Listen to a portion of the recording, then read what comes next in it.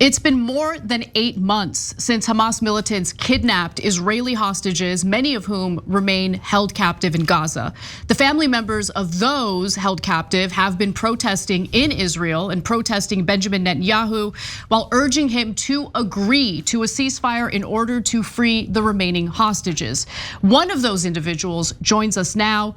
ZAHIRO-SHAHAR Moore is a member of the organization We Are All Hostages, and tragically, his uncle remains held captive in Gaza. ZAHIRO, thank you so much for joining us today. Thank you for having me. Just a small correction, my uncle, just 2 days ago, it was 9 months. 9 months. 8. Yes, I mean, I can't imagine what it's like to know that you have a family member there. And it wasn't just your uncle at first. It was your uncle, his wife, and I believe his daughter, who were initially kidnapped by Hamas, but his wife and daughter were eventually freed. Can you talk a little bit about what happened in order to free his wife and daughter? First of all, also his grandson, his only grandson, Ohad, who is 9 years old, he was also kidnapped together with his grandma and his mom, my cousin. They all were freed on the first installment of the hostage deal. But Abraham remained captive. By the way, they didn't know that Abraham is being held hostage. They assumed he was dead all during their captivity. Only when they came back to Israel, they found out that Abraham is in captivity in Gaza. So yeah, the way we see it, the first hostage deal was done. How shall I say it? It was done to free some of the less important for the Hamas terrorists in their point of view. The mothers, the kids, the elderly, women. And it was supposed to lead to a full deal, of course, to get all the hostages back, but it didn't. It got exploded on day 8, I think, or something like that. And ever since, there is no advancement. No, every step forward and 2 steps back. And we've came to the understanding that the Israeli administration does not put the hostages in its top priority at all.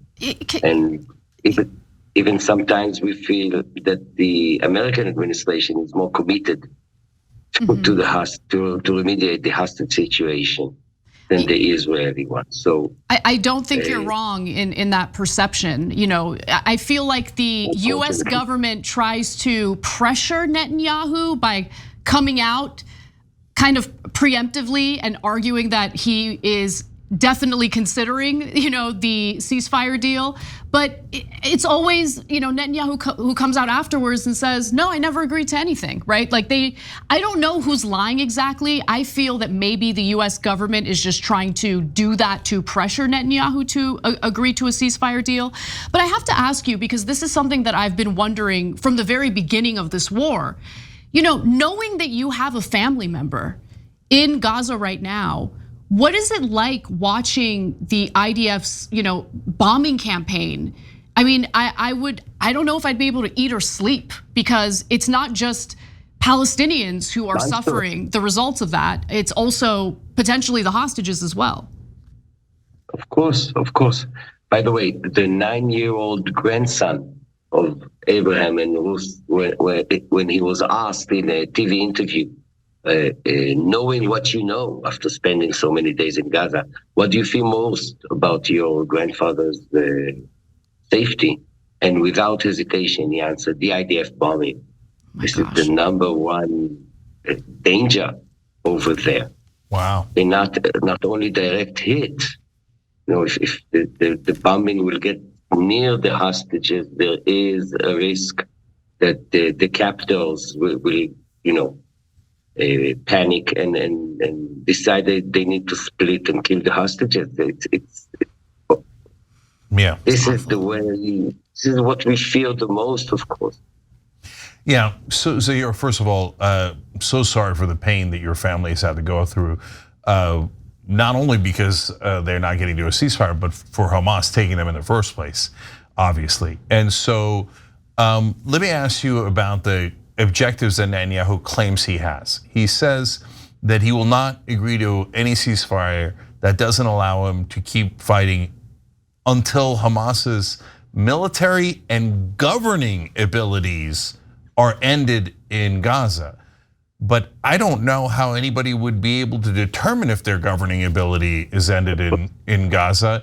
Do you think that that is an achievable objective, or do you think that he's putting a purposely unachievable objective out there so that the war continues, so that he doesn't have to call a new election? Unfortunately, I believe that the latter. He is fighting for his political life, so he will do anything, and he does anything, and he's sabotaging the hostage deal time and time again, and he's using all the tricks that he knows, and some of them even invents on the fly. We can see it. He's pro some objective, and then he talks to anonymously, talks to the media to sabotage its own initiatives, and it's been going on for, I think this is the 6th cycle of talks getting somewhere close to reaching an agreement, and then the Israeli government just do something military or political to sabotage it. There's also military way. So there's Netanyahu's desire to maintain political power. That I feel is pretty obvious, but I'm curious what you think about the members of the Israeli government who are even further to the right. I'm talking about, Itamar Ben-Gvir or Bezalel Smotrich. Do you feel that they have an outsized influence over the decision making that Netanyahu is, agreeing to or not agreeing to? Of course. They hold his government by the throat, and he does whatever these fundamentalists, extremist, right-wing, sometimes, lunatics, really. They're on the verge of fascists, and sometimes way over this verge, and they are holding the Israeli government by the throat. And they are talking about resettling Gaza. They are talking about, really horrendous things, and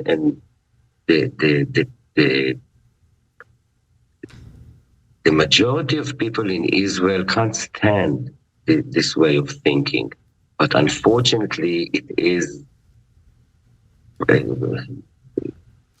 one of the most important parts of the government currently. Zahir, I just want to say thank you to you, because you are doing something that I know comes at a cost to you. You have been arrested while protesting.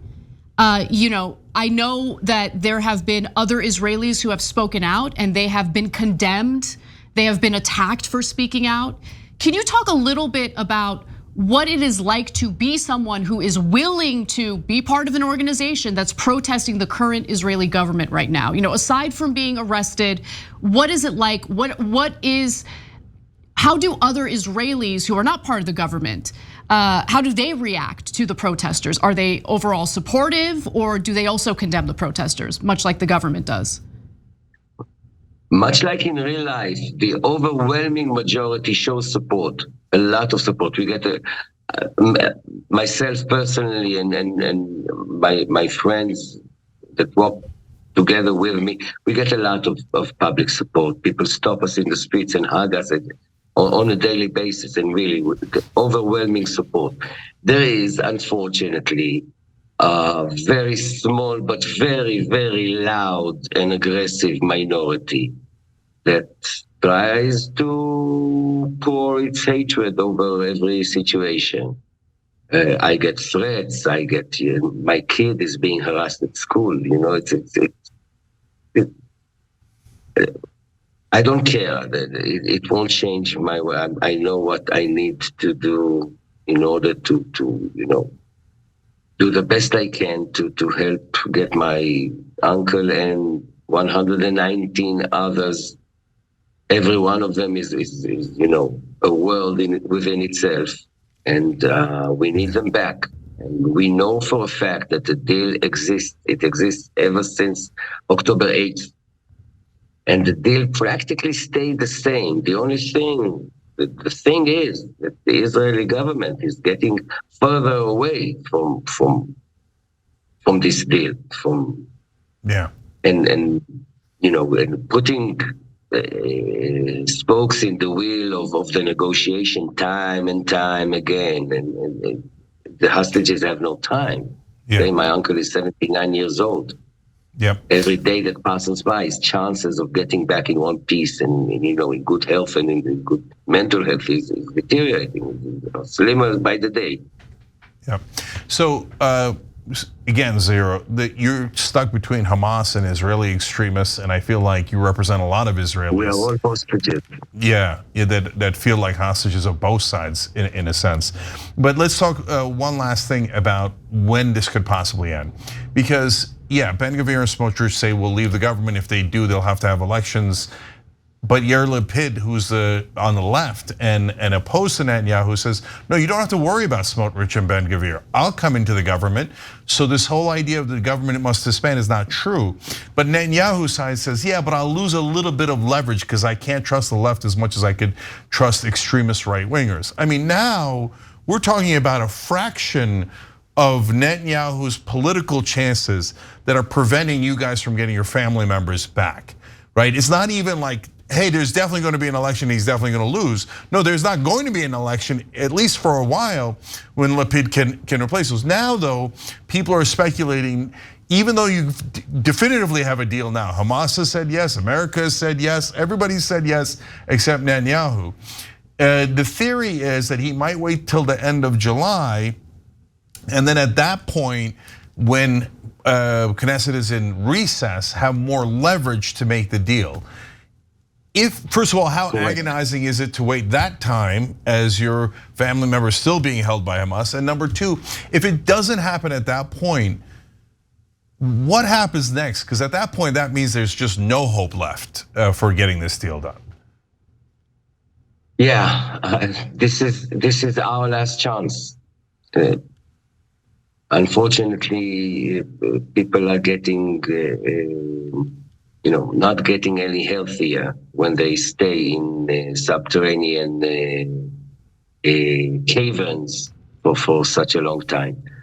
But what I do believe Netanyahu is not going to do anything until he visits the US. And until he has his grand show on the Congress with standing ovation, as he probably wishes.